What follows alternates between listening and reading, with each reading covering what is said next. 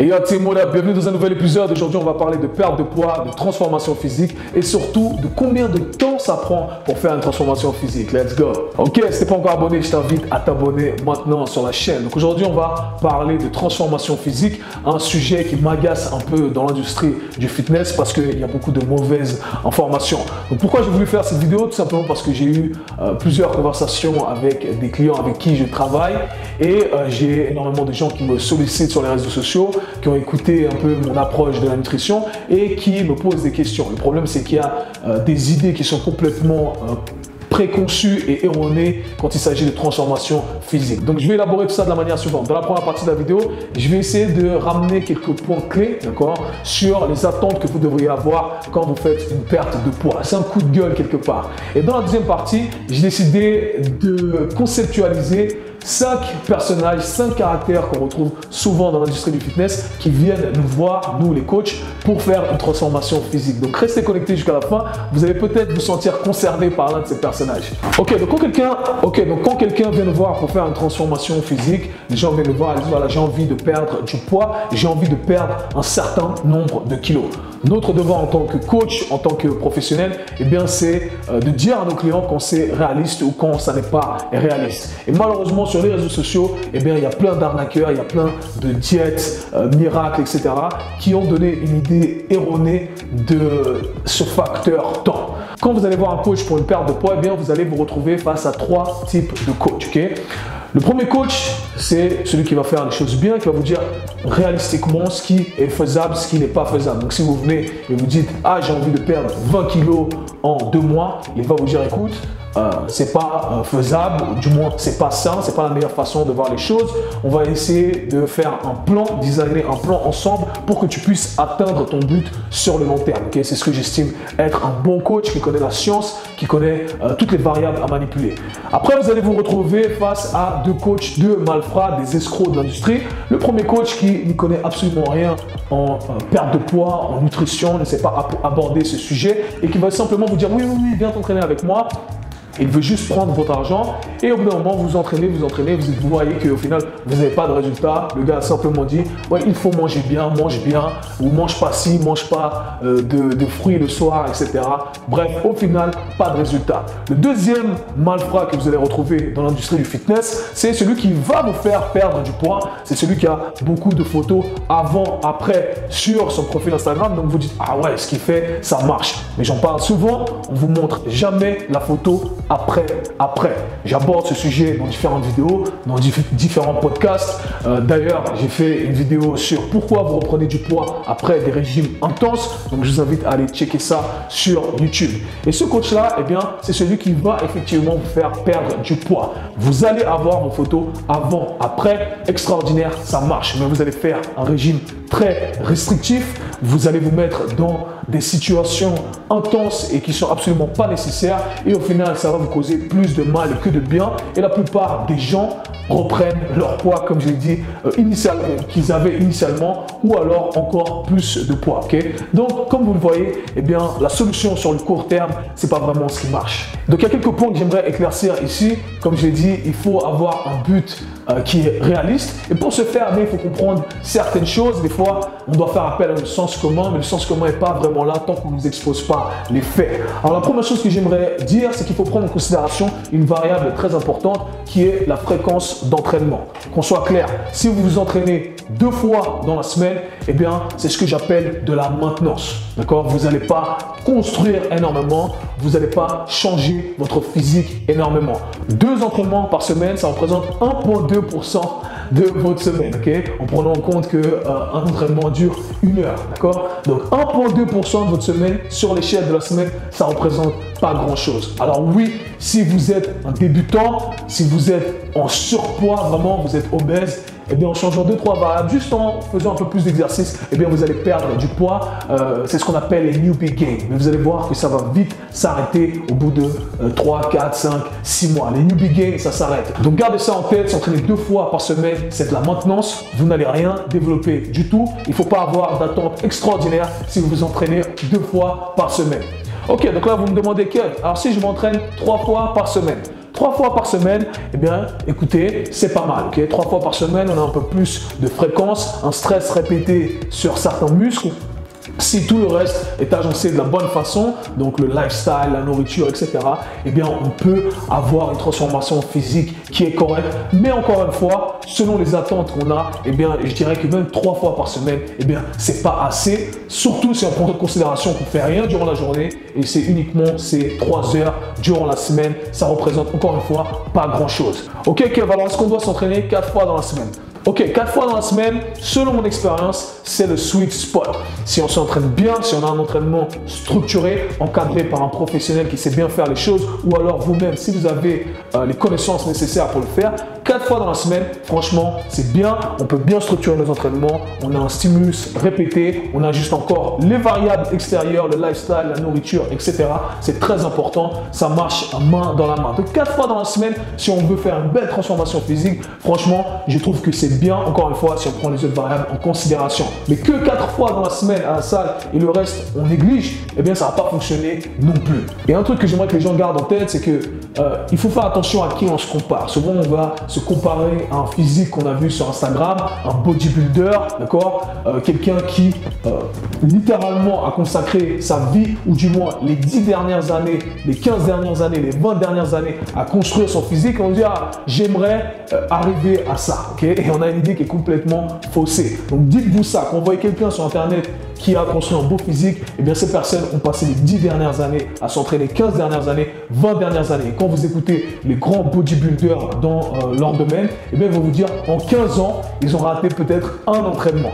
Alors si vous ratez 2 entraînements sur 3 dans la semaine et vous n'êtes pas constant, eh bien il ne faut pas vous attendre à grand chose. Okay? Donc soyez réaliste encore une fois ici, s'il vous plaît. Et quand vous comparez encore une fois à ces personnes qui font du culturisme, eh bien dites-vous la chose suivante. Ces gens-là s'entraînent tous les jours ou 6 jours sur 7. Et c'est de là qu'ils ont créé leur split routine où un jour ils entraînent triceps et pecs, dos, biceps, jambes, etc. Pourquoi? Parce qu'ils vont tous les jours à la salle. Ils passent 1h30, 2 heures de temps à la salle. Okay? Donc, encore une fois, gardez ça en tête quand vous comparez à ce genre de gens. Vous voulez faire des entraînements de 30 minutes, ça ne va pas fonctionner. D'accord? Il faut apprendre de ceux qui ont des résultats et qui font les trucs et qui fonctionnent depuis des années. Ces gens-là ont réussi à construire un beau physique en faisant 6 entraînements, 7 entraînements par semaine durant 15 ans.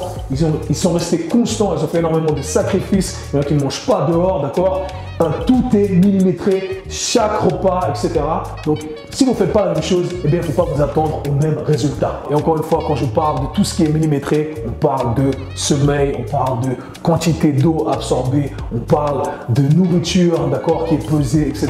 Donc, tous ces facteurs-là, on va prendre en considération. Donc, si vous voulez vous entraîner 5 fois dans la semaine, 6 fois dans la semaine, mais que vous ne dormez pas, que vous ne mangez pas bien, d'accord, eh bien, vous n'allez pas avoir les mêmes résultats. C'est aussi simple que ça, c'est du sens commun. Donc voilà, c'était mon rant time. Je voulais remettre un peu les pendules à l'heure. Maintenant, on va passer aux 5 personnages qui sont intéressants dans l'industrie du fitness. Let's go. Le premier, je l'ai appelé « Je me suis laissé aller ». D'accord? C'est cette personne en surpoids, quasi obèse, 25% de masse grasse ou plus, qui vient vous voir et qui vous dit « Voilà, je me suis laissé aller ces dernières années et là, j'ai envie de reprendre le sport ».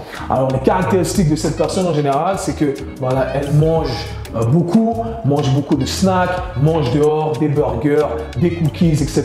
Donc, une consommation énergétique qui est très élevée et une dépense énergétique qui est très basse, vu qu'elle ne fait pas d'activité, un job sédentaire, d'accord, la personne reste assise toute la journée. Donc, cette personne vient nous voir, la solution est très simple, on réduit un peu la consommation de la personne et on augmente la dépense énergétique en faisant un peu de sport. Comme je l'ai dit, même en ne changeant rien du tout, une personne qui fait absolument rien, vous passez à 2 entraînements par semaine, elle continue à manger des burgers, McDo, des cookies, etc.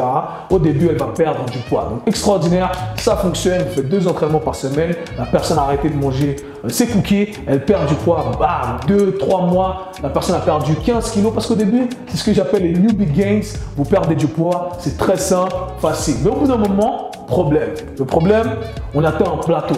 on perd plus de poids, ce qui fonctionnait ne fonctionne plus. Et là, la personne est désespérée parce qu'elle s'est peut-être laissée aller, c'est ce qui arrive souvent, se dire ah c'est bon, j'ai perdu du poids, je m'entraîne que 2 fois par semaine, j'ai ajusté, je mange un peu moins de cookies et voilà, je vais continuer à faire ça et ça va fonctionner. Et ben non, au bout d'un moment, on atteint un plateau et il faut changer quelques trucs. Donc je vais vous passer tous les secrets aujourd'hui. La solution, simple, on change quelques variables, on rajoute un peu d'entraînement, on ajuste encore la nutrition. Si on a encore une marge, on diminue l'apport calorique et la personne va continuer à perdre du poids. Très simple, c'est le cas encore une fois, le plus simple selon moi, c'est une personne qui vient vous voir et qui va perdre du poids rapidement. Maintenant, il faut se dire combien de temps ça prend. C'est ce que je vais vous donner, les problèmes, les caractéristiques, les problèmes, les solutions et la durée. Pour qu'une personne de ce type-là fasse une belle transformation physique, qui arrive à un physique avec lequel elle est satisfaite, elle est confortable, eh bien ça va prendre 2 à 3 ans. Il faut être réaliste et ça c'est si on est constant et on fait les choses bien, 2 à 3 ans pour avoir un beau physique. Donc il faut arrêter avec la transformation de 3 mois et vouloir ressembler à un bodybuilder en 5 mois. Deuxième personnage, c'est celui que j'ai appelé le yo-yo dieter. Le yo-yo dieter, c'est parmi mes favoris. J'ai fait une vidéo là-dessus, donc je vous invite à aller checker ça, pourquoi on reprend du poids avec les diètes yo-yo. J'explique tous les mécanismes scientifiques derrière. Alors le yo-yo dieter, c'est celui ou celle qui va sauter sur une diète, puis ensuite une autre diète, ensuite une autre diète. D'accord? Elle va faire la diète détox d'une connasse d'un connard sur Instagram. Elle va faire la diète céleri. Bref, des trucs qui n'ont pas de sens et des régimes qui sont extrêmement restrictifs. Qu'est-ce qui va se passer? La personne va perdre du poids extraordinaire, mais avec certaines conséquences. Quand on se met dans des régimes restrictifs comme ça, qu'est-ce qui se passe? On ne mange pas beaucoup. C'est pas parce qu'on a fait la diète céleri, il n'y a pas d'aliment miracle. C'est juste qu'on mange moins. Donc on mange moins, on perd du poids extraordinaire, mais on crée plein de problèmes. D'accord? Mentalement, on développe une mauvaise relation avec la nourriture. On a des aliments qui sont bien, des aliments qui sont pas bien, qu'il faut absolument pas toucher. Le soir, on rêve de chocolat, de McDo, de fried chicken, de KFC. D'accord? Physiquement, hormonalement, il n'y a plus rien qui va. Il y a plein de problèmes. On dort pas bien, on se sent pas bien. Pour les hommes, ton poil ne s'élève plus, le niveau de testostérone est très bas. Pour les femmes, dérèglement hormonal, plein et j'en passe. Conséquence, on crache notre métabolisme basal est très bas, donc ça veut dire que notre base de référence est très basse, on consomme très peu et on reprend du poids. Alors tout ce temps à arrêter de manger certains aliments qu'on voulait manger, au bout d'un moment, on pète un plomb et on commence à manger tous les chocolats qu'il y a sur le rack du supermarché. On s'envoie des burgers, on s'envoie tout ce qu'on peut s'envoyer parce qu'on s'est tellement restreint que là, on pète un plomb. Et c'est ce qui se passe avec ces personnes-là. Bam, elles reprennent énormément de poids, elles s'envolent, elles sont pas bien. Et au bout d'un moment, bam, rebolote, je refais un régime, une connerie que j'ai vue sur le net. Et voilà, c'est comme ça, on reste dans ce cercle vicieux. Solution, quand cette personne vient me voir, qu'est-ce que je dois faire? Je dois apprendre à cette personne à développer une bonne relation avec la nourriture. Donc il n'y a plus d'aliments qui sont bien, qui ne sont pas bien. On doit dire à cette personne de manger plus parce que son métabolisme basal est bien bas, ce qui n'est pas facile psychologiquement. Une personne qui a un taux de masse grasse élevé, qui veut perdre du poids, elle vous dit qu'il faut manger plus pour que tu puisses perdre du poids. Allez-y, croyez-moi, c'est pas facile. Et une fois qu'on a fait tout ça, qu'on a rééquilibré tout ça, on a remonté notre métabolisme basal, ensuite on peut entamer la perte de poids de manière stratégique. Combien de temps ça prend? La durée. Selon mon expérience, si on fait les choses bien, ça peut prendre 12 à 18 mois. Okay, j'aurais tendance à dire plutôt 18 mois parce que dans la vraie vie, il y a des va-et-vient, un pas en avant, 2 pas en arrière, 2 pas en avant, un pas en arrière. Okay? Donc encore une fois, la solution des 3 mois, 2 mois, ça va pas marcher. Troisième personnage que j'ai appelé l'hyperactif. C'était moi les gars, j'étais dans cette catégorie-là. Donc encore une fois, je juge personne, j'étais victime de tout ça. J'étais un peu dans toutes les catégories d'ailleurs, le yo-yo aussi. Alors l'hyperactif, c'est celui qui s'exerce trop, qui s'entraîne vraiment tous les jours. Il n'est pas bien s'il ne s'entraîne pas, d'accord? C'est vraiment sa vie, s'entraîner. Et c'est celui qui est jamais vraiment satisfait de son physique. Il veut toujours en faire plus. Et on pense aussi que la solution, c'est d'en faire plus. On a aussi une relation avec la nourriture qui n'est pas très bonne. On pense qu'il y a des aliments qui sont très bons, des aliments qui ne sont pas bons. Et le jour où on mange des sucreries ou ce qu'on estime être pas bon, junk food, eh bien le lendemain, on se regarde dans le miroir, on a vu qu'on a gonflé, notre corps n'a pas la capacité d'absorber tout ça. Effectivement, petite réaction, on gonfle un peu, on va à la salle, on se punit à fond parce qu'on veut perdre, on veut brûler les calories qu'on a consommées hier. Alors vous voyez bien, ça vient avec quelques problèmes, ok?